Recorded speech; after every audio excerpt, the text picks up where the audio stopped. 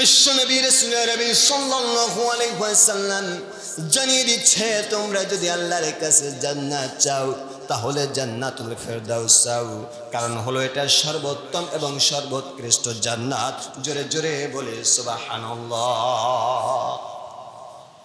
আর আল্লাহ তাআলা বলছে, বান্দারে শোনো, তোমাকে তো আমি জান্নাত দেব, তুমি যে প্রতিনিয়ত আমার কাছে জান্নাতুল ফেরদাউস চাইবে বান্দা, আমি তোমার জন্য জান্নাতুল ফেরদাউস আমি তৈরি করে রেখেছি, আমি তোমাকে দেব, কোনো আপত্তি নাই। তবে বান্দা দুইটা শর্ত তোমাকে পালন করা লাগবে।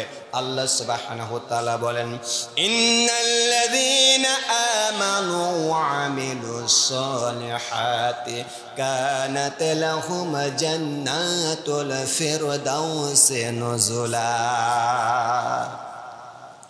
আল্লাহ সুবহানাহু ওয়া তাআলা বলছে, বান্দারে তুমি জান্নাতুল ফিরদাউস চাও, আমি আল্লাহ পাক রব্বুল আলামিন তোমাকে জান্নাতুল ফেরদাউস দেব। তবে শর্ত হলো দুইটা বান্দা।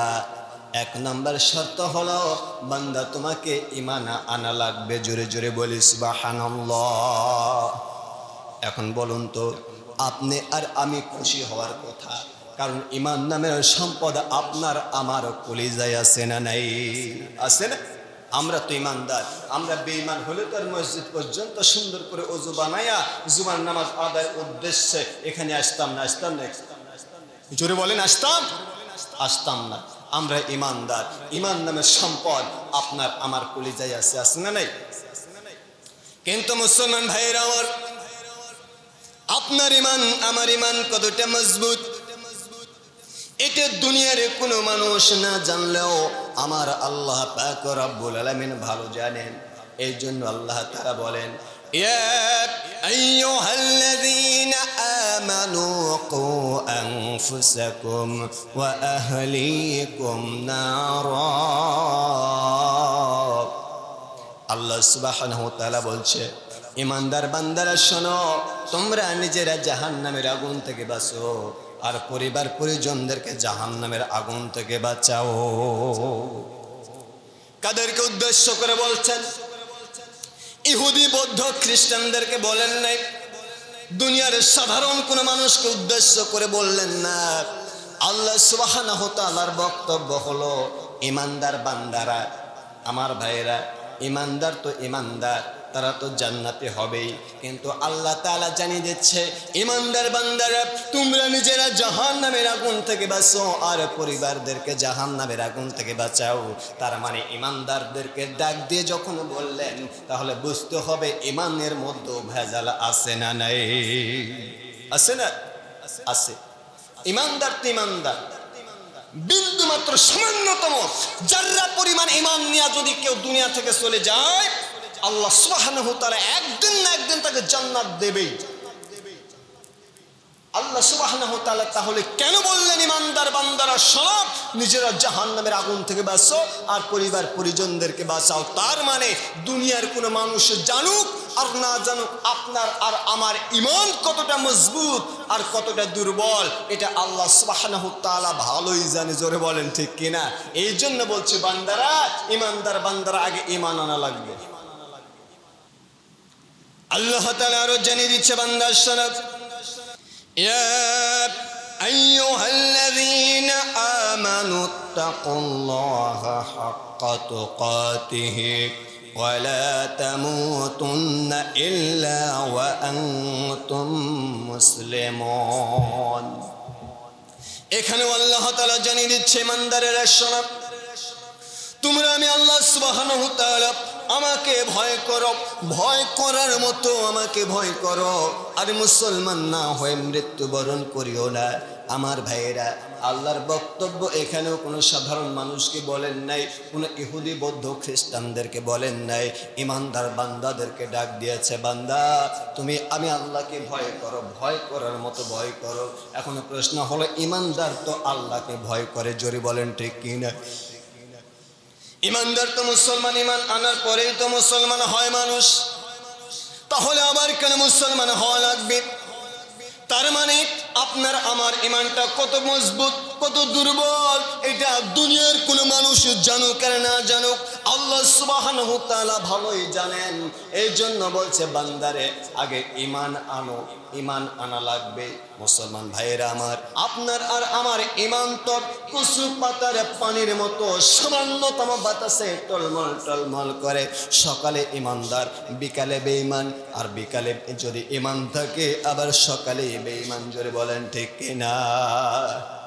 এটা তো দুনিয়ার কোনো মানুষ জানুক আর না জানুক, আল্লাহ সুবহানাহু ওয়া তাআলা বলছে বান্দা আমি আল্লাহ সুবহানাহু ওয়া তাআলা আমি ভালো জানি।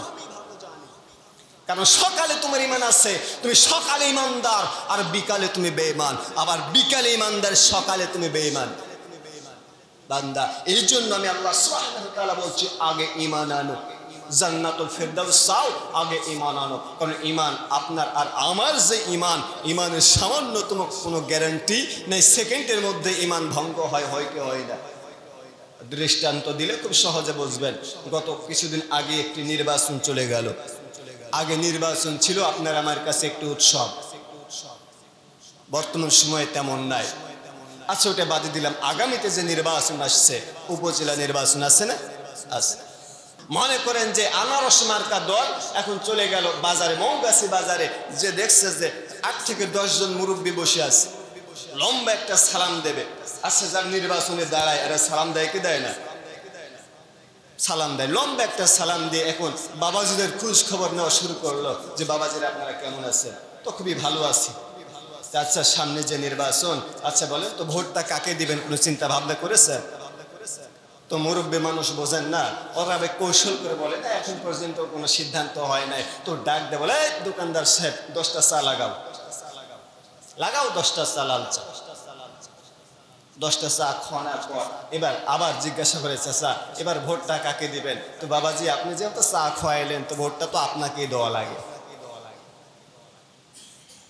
আধা ঘন্টা পর আনারস মার্কা শেষ বিদায়, আনারস মার্কা বিদায় সালাম, লম্বা একটা সালাম দিয়ে বিদায় নিয়েছে। মনে করেন সামনে আবার আধা ঘন্টা পর চলে আসছে এবার ডাব মার্কা, সালাম দিয়ে প্রবেশ করে দেখে ওই 10 জন লোকই বসা। ডাক দিয়ে বলে চাচা সামনে নির্বাচন, ভোটটা কাকে দিবেন নিয়ত করেছেন? তো না এখন পর্যন্ত কোনো নিয়ত হয় নাই। তো তাহলে চা লাগাও। তো বাবাজি এইমাত্র লাল চা খাইলাম। তো আচ্ছা লাল চা না, এবার দুধ চা লাগাও, ঠিক আছে না? বাস 8-10টা দুধ চা খাওয়ার পর এবার বলছে বাবাজি ভোটটা কাকে দিবেন? তো ভোট আপনি দুধ চা খাওয়াইলেন, অন্য কাউকে ভোট দেওয়া যায়? ভোট তো আপনাকেই দেব। বাস লম্বা একটা সালাম নিয়ে আবার ডাব মার্কা বিদায়। কিছুক্ষণ পর এবার মনে করেন নৌকা মার্কা, মন খারাপ করবে না, দৃষ্টান্ত। বাস লম্বা একটা সালাম দিয়ে প্রবেশ করলো যে বাবাজি সামনে নির্বাচন, ভোট কাকে দেওয়া যায় কোনো চিন্তা ভাবনা করেছেন? তো এখন পর্যন্ত কোনো চিন্তা ভাবনাই হয় নাই। আচ্ছা তাহলে চা খান। তো যে চা এইমাত্র দুধ চা খেলাম, তো দুধ চা খাওয়া লাগবে না, কফি লাগাও, 8-10 জন যা আছে কফি লাগাও। বাস কফি খাওয়ার পর এবার জিজ্ঞাসা করা হবে যে বাবাজি ভোটটা কাকে দিবেন? তো এইমাত্র আপনি যে চা খাওয়াইলেন, চায়ের পরিবর্তে যে কফিটা খাওয়াইলেন, ভোটটা আপনাকে নিয়ে অন্য কাউকে দেওয়া যায়? আপনাকে না দিয়ে আর কাউকে ভোট দেব? ভোটটা আপনিই পাবেন। আমার ভাইয়েরা 1 ঘন্টার মধ্যে 3 জনের কাছে ঈমান বিক্রি হয়েছে। জোরে বলেন ঠিক কিনা? আরে ভাই দুনিয়ার মানুষ জানুক আর না জানুক, আল্লাহ সুবহানাহু ওয়া তাআলা বলছে বান্দা তুমি যে ঈমানদার বলে দাবি করে, ঈমানের যে পরিচয় দাও, আমি আল্লাহ সুবহানাহু ওয়া তাআলা ভালো জানি তুমি কত বড় ঈমানদার। এই জন্য বারবার বলি তুমি জান্নাতুল ফেরদাউস চাও, আগে সর্বপ্রথম শর্ত হচ্ছে ঈমান আনো, ঈমান আনো, ঈমান আনো। আমার ভাই ঈমান আনা লাগবে। কয়টা দৃষ্টান্ত আমি আপনাদেরকে দিই বলে। একজন সন্তান উপার্জন করে, পরিবারের 4 জন ব্যক্তি, একজন সন্তান উপার্জন করে হাজার হাজার টাকা আপনাকে উপার্জন করে দেয়। বাহ আমি হুজুর সাহেব আমাকে নিয়ে বসে গল্প করছেন, হুজুর আমার সন্তানটা না থাকলে না খেয়ে মরতাম। জোরে বলেন নাউজুবিল্লাহ। আছে এমন লোক আছে সমাজে? আরে ভাই আমি তো বাস্তবতার আলোকেই কথা বলি, আছে না? আচ্ছা মনে করুন একজনের 2টা সন্তান, একজন দেশের বাহিরে থাকে, হাজার হাজার লক্ষ লক্ষ টাকা দেশের বাহির থেকে এনে আপনাকে দেয়, আর আপনি আলিশান জীবন যাপন করেন, বিলাসিতার জীবন উপভোগ করেন, আর পাশের বন্ধুর কাছে আপনি বলেন আমি যখন আমি যেই করে আমার সন্তানটাকে এত কষ্ট করে আমি যেমন করে আমি বিদেশে পাঠাইছিলাম, সন্তান ছিল বলে আজকে 2 মুঠা ভাত আমরা খেতে পারি। আছে না নেই?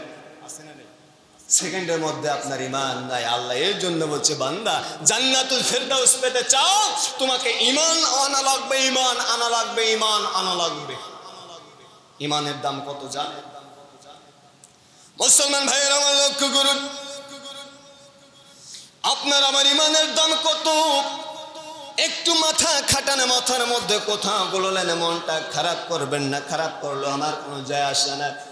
আমার ভাইয়েরা, হক কথা আমাকে বলাই লাগবে। মুসলমান ভাইয়েরা আমার, আল্লাহ সুবহানাহু ওয়া তাআলা আসমান এবং জমিন এবং আসমান জমিনের মধ্যে যত কিছু আছে, চন্দ্র সূর্য নক্ষত্র যত প্রাণী রয়েছে, সমস্ত কিছু আল্লাহ তাআলা একদিন নয়, 2 দিন নয়, 6 দিনে সৃষ্টি করেছেন। জোরে জোরে বলে সুবহানাল্লাহ।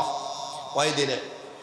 আরে আসমান জমিন আর এর মধ্যে চন্দ্র সূর্য যা কিছু আছে সব কিছু 6 দিনে সৃষ্টি করেছে। ভালো করে বোঝেন, মাথায় নেন কথাটা। আল্লাহ তাআলা বলছে, বান্দারে আমি 6 দিনে সব কিছু তৈরি করলাম, সৃষ্টি করলাম। কোনো কর্মচারী নিয়োগ করি নাই, কোনো কারিগর নিয়োগ করি নাই। আমি আল্লাহ সুবহানাহু ওয়া তাআলা আমার কোনো হাত ব্যবহার করি নাই। শুধুমাত্র আমি বলেছি হয়ে যাও, আর হয়ে গেছে। জোরে জোরে বলি সুবহানাল্লাহ। কিন্তু বান্দা তুমি জানো, তোমাকে আমি 6 দিনে নয় রে বান্দা, তোমাকে আমি 10 মাস 10 দিনে তৈরি করলাম মায়ের পেটের মধ্যে। জোরে জোরে বলি সুবহানাল্লাহ। ও বান্দারা শোনো, 10 মাস 10 দিন তোমাকে মায়ের পেটের মধ্যে রেখে, ও বান্দা তোমাকে তৈরি করলাম। আমি ফেরেশতা নিয়োগ করেছি, আমার ফেরেশতাগুলো তোমার হাত বানিয়েছে, পা বানিয়েছে। আমার ফেরেশতারা তোমার অঙ্গ প্রত্যঙ্গ সব কিছু যখন কমপ্লিট করেছে রে বান্দা, যখন তোমার মুখমণ্ডল বাকি, আমি আল্লাহ পাক রব্বুল আলামিন ঘোষণা করলাম, ফেরেশতারা শোনো, তোমরা আমার বান্দার হাত বানিয়েছ, পা বানিয়েছ, আমার বান্দার অঙ্গ প্রত্যঙ্গ সব কিছু তুমি বানালে, তবে আমার বান্দার মুখমণ্ডলে তুমি হাত দিবা না। বান্দা শোনো, আমি আল্লাহ পাক রব্বুল আলামিন নিজ কুদরতি হাতে তোমার মুখমণ্ডল বানিয়ে দিয়েছি। জোরে জোরে বলি সুবহানাল্লাহ। আর নিজ কুদরতি হাতে আপনার আমার মুখমণ্ডল বানিয়েছেন কেন? আল্লাহর কুদরতি পায় এই মাথা দিয়া, এই কপাল দিয়া, এই মুখমণ্ডল দিয়া সিজদা দেওয়ার জন্য। জোরে বলেন ঠিক কিনা? কিন্তু আল্লাহর কুদরতি পায়ে সিজদা না দিয়া অসংখ্য মানুষ আছে পীরের পায়ে সিজদা দেয়, আছে না নাই? আল্লাহ বলছে, বান্দা জান্নাতুল ফেরদাউস তুমি চাও, তোমার জন্য রেডি আছে, তবে ঈমান আনা লাগবে। আমার কুদরতি পায়ে বাদ দিয়া তুমি মাজারে গিয়া সিজদা দিলে, সেকেন্ডের মধ্যে তোমার ঈমানের শেষ। তুমি পীরের পায়ে সিজদা দিলে বান্দা, তোমার ঈমান শেষ। এখন বলুন তো, ঈমান নষ্ট হওয়ার মতো এই কাজগুলো আপনার আমার দ্বারা হয় কি হয় না? এর জন্য আল্লাহ বলছে, বান্দা আগে ঈমান আনো, জান্নাতুল ফেরদাউস তোমাকে দেব, সমস্যা নাই, তবে প্রথম শর্ত হচ্ছে ঈমান। ঈমান আনা লাগবে। কেমন করে কথাগুলো আপনার মাথার মধ্যে আমি ঢুকাই? বান্দা জীবনে অন্যায় করেছেন, অপরাধ করেছেন, গুনাহের কাজগুলো আপনি করেছেন। বান্দা গভীর রজনীতে 2টা রাকাত নামাজ পড়ে যখন বান্দা আল্লাহ সুবহানাহু ওয়া তাআলার কাছে 2টা হাত উঠায়া দিয়া, যখন 2 চোখের পানিগুলো ছেড়ে দিয়া কাঁদে আর ডাক দেয়, বলে আল্লাহ তাআলা জীবনে অন্যায় করেছি, অপরাধ করেছি, গুনাহের কাজ করেছি, আমি আজকে নিজে নিজে অনুতপ্ত, অনুশোচনা করে আমি তোমার কাছে আত্মসমর্পণ করে দিলাম। আল্লাহ জীবনে কোনোদিন আর কোনো অন্যায় করব না, অপরাধ করব না, আমার অতীতের সমস্ত গুনাহ তুমি মাফ করে দাও। আল্লাহ পাক রব্বুল আলামিন জানেন, তারপরেও ডাক দিয়ে বলবেন, আমার ফেরেশতারা শোনাও, এই গভীর রজনীতে আমার বান্দা কেন কাঁদে? ফেরেশতা ডাক দিয়ে বলবে, আল্লাহ একমাত্র আপনার ভয়ে কাঁদে, আর আপনার জাহান্নামের আগুনের ভয়ে কাঁদে। জোরে বলেন সুবহানাল্লাহ।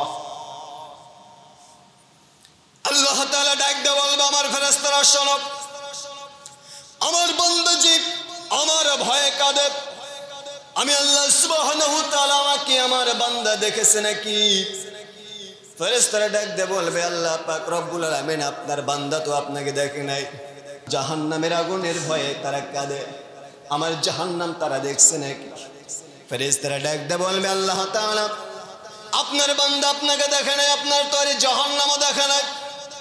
আল্লাহ বলবে, আমার ফেরেশতারা শোনো, তাহলে আমার বান্দা কাঁদে কেন? আল্লাহ পাক রব্বুল আলামিন আপনার বান্দাগুলো যে প্রত্যেকটা জুমাতে মসজিদে খুতবায় আলোচনা হয়েছে, জাহান্নামের ভয় তার অন্তরের মধ্যে ঢুকে গেছে, আপনার ভয় তার অন্তরের মধ্যে ঢুকে গেছে। আজকে ওই জন্য ওই কথাগুলো স্মরণ করে আজকে দু চোখের পানি ছেড়ে দিয়া কান্না শুরু করেছে, একমাত্র আপনার ভয়ে, আপনার জাহান্নামের ভয়ে। আল্লাহ সুবহানাহু ওয়া তাআলা সেই দিনে বলবে, ও আমার ফেরেশতারা শোনো, আমি আল্লাহ ঘোষণা করে দিলাম, আমার যে বান্দা আমাকে না দেখে, আমার তোরে জাহান্নামকে না দেখে, আমার তোরে জাহান্নামকে না দেখে জাহান্নামের আগুনের ভয়ে কেঁদে দিয়েছে, আমি আল্লাহ পাক রব্বুল আলামিন ঘোষণা করে দিলাম, আমার বান্দার চোখের পানিগুলো নাকের ডগায় পৌঁছার আগে আগে তার জীবনের গুনাহগুলো মাফ করে দিলাম। জোরে বলে সুবহানাল্লাহ। খুশি না? খুশি তো। কিন্তু মাফ হবে তাদের জন্য যারা ইমানদার, যারা ইমান নামের সম্পদ যাদের কলিজায় আছে। কোন বেঈমানকে মাফ করা হবে না। এই জন্য ইমানের কত দাম। যদি আপনার মনের মধ্যে ইমান থাকে, আপনার অন্তর ইমান থেকে জীবনে অন্যায় করেছেন, অপরাধ করেছেন, গুনাহের কাজ করেছেন, গুনাহগুলোকে আপনাকে মাফ করে দেওয়া হবে। তবে আপনাকে ইমান নিয়ে, ইমানের সঙ্গে আপনাকে তওবা করা লাগবে, আপনাকে ভালো কাজের দিকে ফিরে আসা লাগবে। আল্লাহ সুবহানাহু ওয়া তাআলা এই জন্য জানিয়ে দিচ্ছে, বান্দা তোমার জন্য জান্নাতুল ফিরদাউস নিয়ে রেখে দিয়েছি রে বান্দা, ওই জান্নাত চাও কোনো সমস্যা নাই, ওই জান্নাত তোমাকে দেব, তবে দুইটা শর্ত। প্রথম নাম্বার শর্ত হলো ইমান। বান্দা তোমাকে ইমান আনা লাগবে, আর সেটা হতে হবে নির্ভেজাল ইমান। জোরে বলে সুবহানাল্লাহ।